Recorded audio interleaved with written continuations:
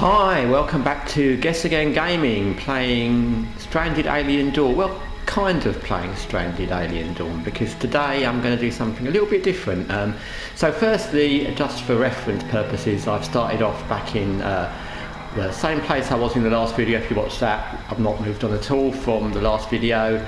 Everyone's still sleeping. Mac is sleeping, but that's fine because everybody else is sleeping, but who knows whether they wake up, she'll wake up too, or she'll just stay sleeping, which won't make a lot of difference because she doesn't do much anyway.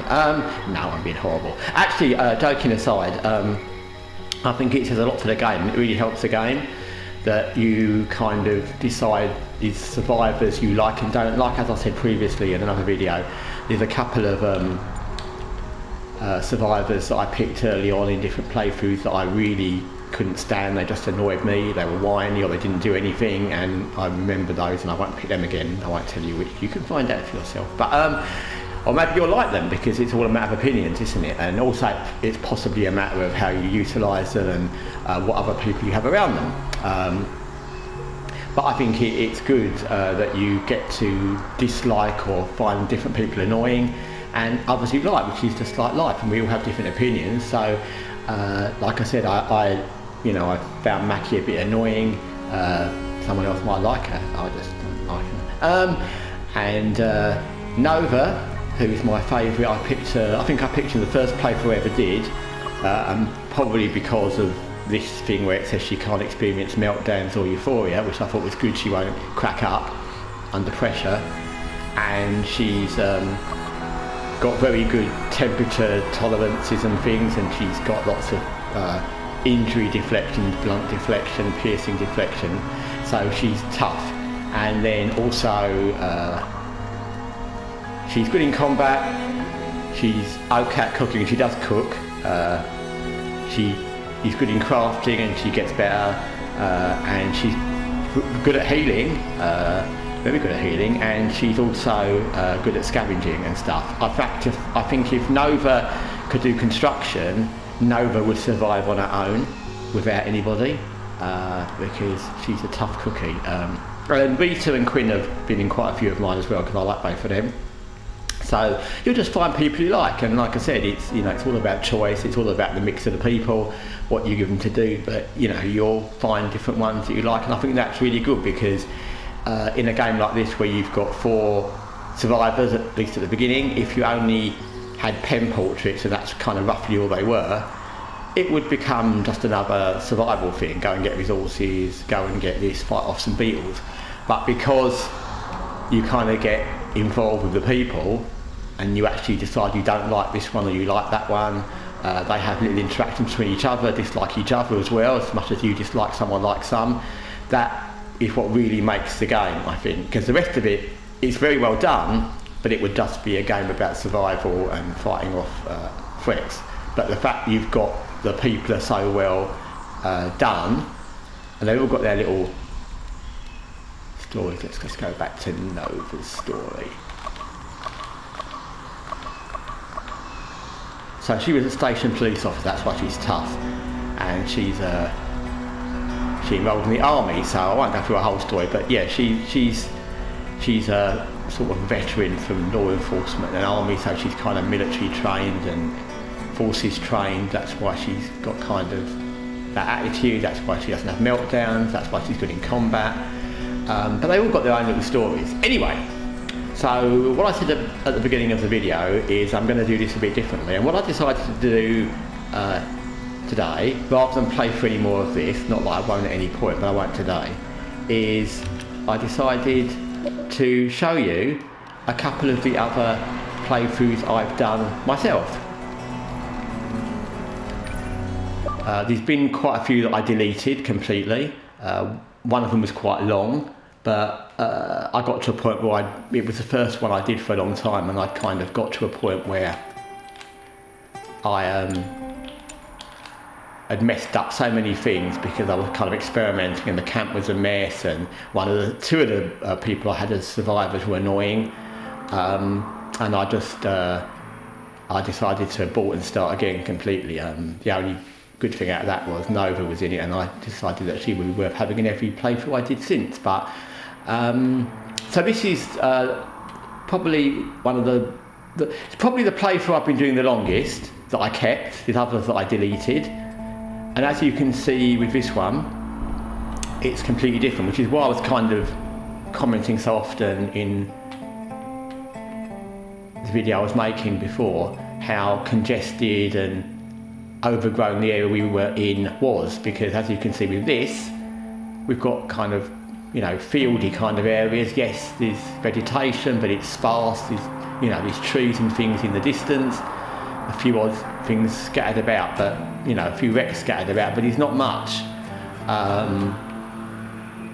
And I didn't find that a problem.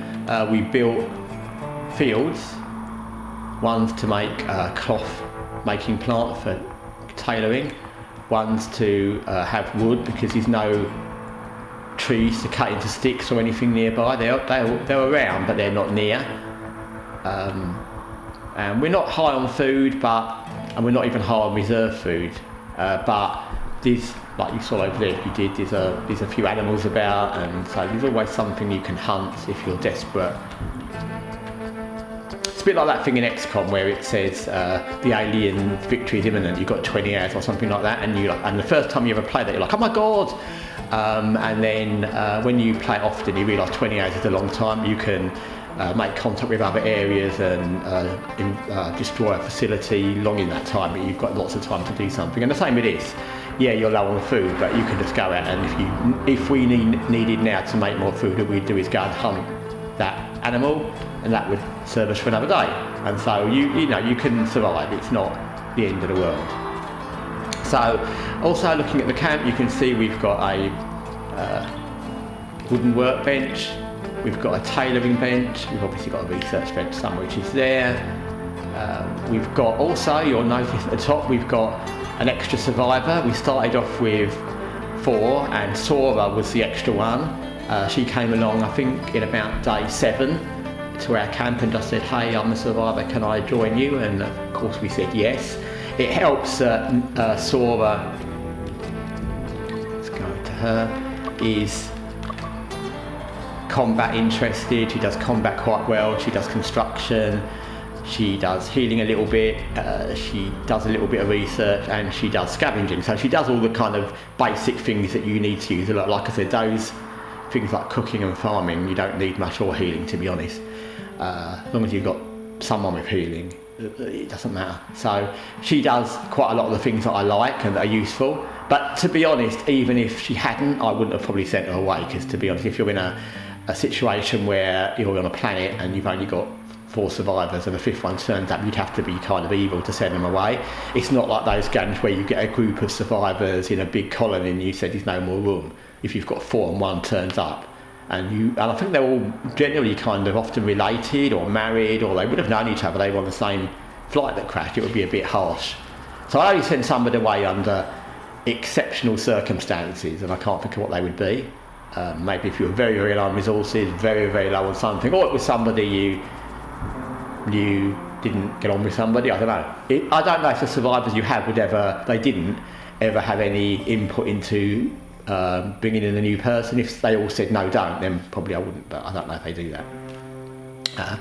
You can also see I built a metal fence round 2 quarters of my camp, and a wooden tower which I can go up on and shoot. The reason I did that was, one, it was partly an experiment to do it, but also I decided that we're not going to be attacked by bandits in this, or aliens. It's only going to be animals, bugs, things.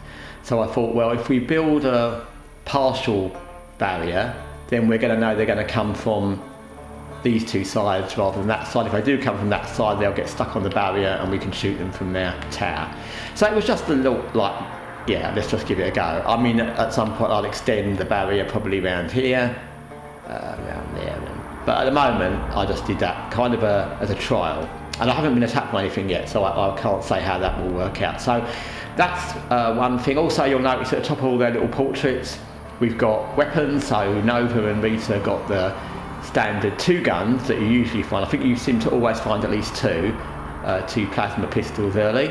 And I made spears for the other 3, so they've all got some kind of weapon. Krista, who is okay actually. She is our research one, she's high intellect, but she does a bit of farming and a bit of cooking, so she does a little bit. I found her less of a problem with some of the kind of more specialised ones, although not ideal, but she's been okay. So that's one playthrough, not gone badly. Then I'll show you another one that I've done. And what you'll see from all these is how it can look different just by the environment and what resources you've got. So this is the same one. When you're loading into playthroughs, make sure you load into the right one. So this is another one I did that I've been playing along with. Not for long, again, it's on day 7. I think I tried the desert one before and I didn't do it well, so I decided to start again.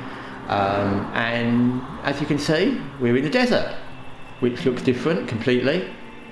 One thing is it's a lot colder, which is good and bad. So they'll get colder at night, they'll need warmer clothes. You kind of want to invest in the tailoring thing to make warmer clothes if they haven't got them. But equally, it means the food won't go off as quickly because it's cooler. So it's good and bad, like there's in everything in life. There's much less plant life around, but there is some. There's less animals, but there are some. You can see over here, we've got absolutely loads of farming going on, of all manner. That's because Lara, who I picked just to change it up, does farming, but as I said previously in other videos and in this one, she doesn't do kind of much else very well, so she doesn't really do anything. So she wants to do farming, and that's kind of it, a bit of cooking. So we had to think of something for her to do rather than she stands around or sleeps like Mackie does all day. So yeah, so that's why I've done that. Also, it's useful. I mean, we've got a whole lot of different things. I can't remember what we planted, but we've got grass for bushes, for sticks. We've got I think if I show you the we've got food things we can harvest. I'm sure we're growing some grain. We've got this, which can be harvested for syrup. We've got cactuses, so we've got some food-related plants as well. We haven't built any defence structures yet, but it's been going okay. Again, food's not bad in this, but I'm earlier on. So that's not because I've done better with food, it's because I'm not at day 13, 14 like I was with the last one. But yeah, it's been going okay. Different problems you get in the desert, like I said, the weather, the coldness, the fact there's less animals and plants, but it's just different, which is nice, and the people are different. So that's that one. And then let me try and load into the right one this time. This is the most recent one that I started on my own, and I kind of did this one as an optimum pick. So the 4 survivors I got off, the ones that I've learned through different playthroughs, the ones I've shown you, plus the ones I've deleted, were the ones I like the best. They all do kind of everything a bit. I like that, like Ember and Nova and Rita all do combat. Ember and Rita do research, Nova does crafting and healing, Quinn does construction, a bit of scavenging, Nova does scavenging, Rita does scavenging, Ember does scavenging. They all do enough things that you can always find things for them to do. And so these were the 4 that I picked as the ones that I've not played every single survivor, so I can't say for all of them. But of the ones I've played, these are the 4 that I decided would be the best group, and it's proved so. They've always had things to do. I've never had a problem with someone standing about not doing anything unless I've forgotten to give them something to do. So I like this group. Like I said, I've not played there's loads I've not played, so you'll find your own that you like. But these 4 that I played are the 4 that I kind of gelled with the most, that I think add the most to surviving. And the only thing you can see at the top is, which would worry, it might worry you when you first look at it, we've got 3 in ready food, But that's not a problem because, as you can see in our rations, we've got lots of food. We've got those palm sausages, 140 of those. We've got some drinking, we can cook and drink those orange berry things, I can't remember what they're called, dandelions I think they're called. We've got 40 of pickled vegetables that we pickled, so we've got a lot of food that we've got to use, so we haven't cooked it, or we can. And to be honest, cooking food in advance isn't the best thing anyway, because especially here where the temperature's quite hot, it can go off quickly. We've actually built 2 lightning poles. We've got one there and one there because it's a rainy area, it's a rainy region, and we've got a lot of rain, so I didn't want to get hit by lightning. I've also built fermentation barrels where you can pickle vegetables. There is a limit to how many you can pickle, but you can pickle vegetables, they'll last much longer. I've also built a oil press where you can make cooking oil, which means another kind of vegetable will last longer. So we've got quite a lot of resources that we can preserve to a certain point, not endlessly, but to a certain point. So the freeing food doesn't really bother us, and even if we had no reserve foods that need cooking, there's always something, you know, like I said, you know, if you ever get, you know, these that we could go and harvest, bless them, and we'd have food. So it's not the end of the world. It's, like I said, it's like the XCOM thing. The first few times you play something, when you run out of something, you get worried, and it'll say you have 2 days rations left, but actually you can always find stuff. I've never even had this game to the point where anyone said they were hungry, so that's good. One more thing I wanted to show you in one of the playthroughs I already showed you, but I forgot to show, is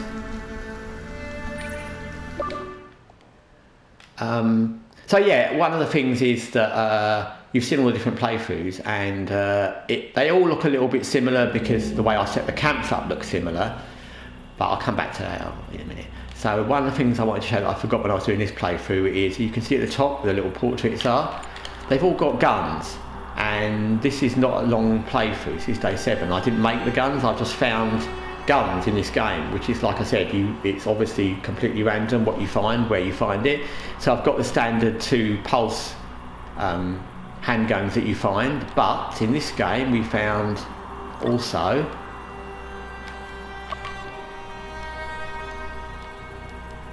a pulse rifle, which I gave to Raka because he's not very good in combat, so I decided it's a pulse rifle, you can probably hit something even if you're not very good in combat.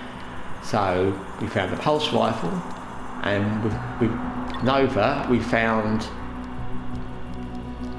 a railgun sniper rifle, which is something I didn't expect to find. I didn't know there were sniper rifles in this, but we found that. Obviously I gave it to Nova because she's our highest combat rated person, and I have used that, and it's good. You can shoot animals as you would think from a long way off.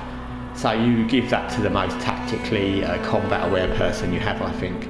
And obviously this is going to be Nova, and I think she's probably about the highest there is in the game. There's probably one that's one higher, but yeah, whoever you've got as the highest combat, give it to them. So yeah, that's another thing to note, that you can find many different types of weapon. There's probably others that I've not found. There may be something like a machine gun type thing, there may be some kind of blasters, there may be incendiary things, I don't know.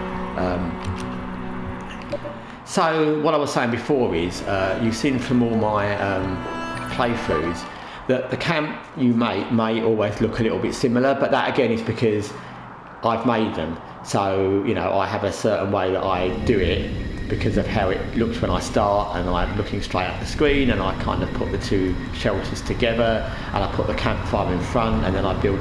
But that doesn't mean you have to do it like that. Or you could do one like this, and another one you could put that shelter over here, and you could put. So the early on, however you do this, yes, the camps will look slightly similar because you've got similar equipment. You're going to have these basic shelters and basic shells and da-da-da. Campfire is a campfire, and a lightning rod is a lightning rod. But number one, of course, you can upgrade these later. You can get full-on construction of stone buildings and wood buildings and metal buildings, etc. And number 2, as you sim with the way the landscape looks, the environment, the resources. It will be different with each playthrough because you won't know what you're going to get, what resources you'll get, what weapons you'll get, what weather you'll get, which is quite important. And also, of course, it's the people, because not only will you find what people are good on their own or are useful, but you'll also find which ones work well together. And you know, you could probably do this 100 times, and each time you'll find that these two work well together, that one doesn't seem to like that one, like it will be in life. And you know, you can't guarantee that 4 people that are the right mix in their stats are going to be the right mix together. That's hard to know until you do it. So I think you'll always get different ways it plays through, different things you'll need to find, and ongoingly you'll get different challenges, which is a good thing about the game, like I said. So no one playthrough will be the same, even if you played through the same exact landscape, the same moon, the same area, the same survivors. I don't think it generates exactly the same landscape when you do it. So if I did this exact set again and did it again, I would probably get a different landscape slightly with different, maybe I'd find different weapons. So it's all randomly generated, isn't it? So you'll always find different things. So I think that's a big thing about the game. And like I said, I've not played it on, even in the playthroughs I deleted, I didn't get past about day 20, I think. And so there's going to be other challenges, there's expeditions, there's going to be other things that attack you. The more you build, there's going to be other things like that. I've never got to an electricity stage so far in any of the games. So other than the lightning rod, which kind of counts, I guess. So yeah, anyway, that was just to show you how things can look different. I won't continue with this current playthrough today. I will do at some point. Everyone's still sleeping. Obviously they'll wake up soon. Well, Mackie may not, but anyway. In the meantime, thanks for watching Guessagaingaming, Stranded Alien Dawn, and take care for now.